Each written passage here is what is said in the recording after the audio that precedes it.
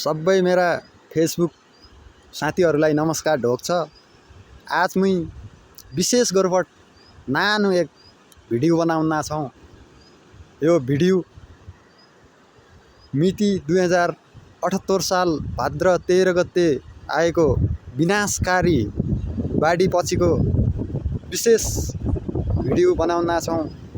यो बस्ती रहेको हो धुम गाउँपालिका वार्ड नम्बर 5 मा रहेका सिमार टोल सिमार बस्ती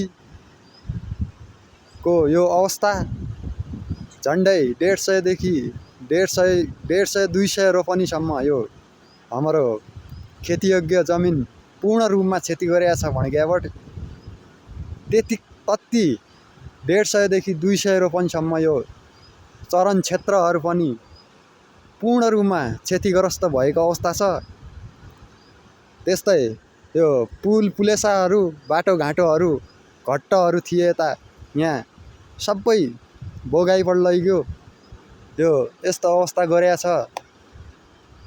विशेष गरेर ततन्जिया त मुई घर नथे यो बाढ जाने बेला विशेष गरेर एक भाइलाई सोद्धा छौँ के कसो भया थियो त्यति बेला कसो अवस्था थियो तै विषयमा मुई नान कुरा गर्दु भाइलाई भाइसित।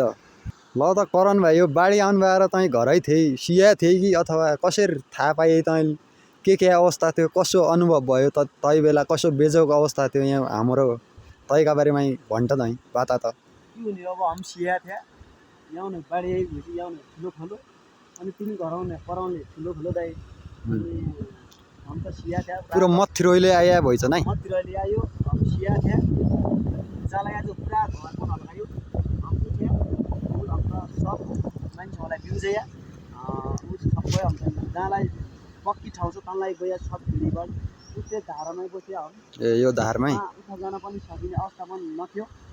यहाँ अवस्था भएन त्यहाँ त खोलै भयो तँलाई बस्यो।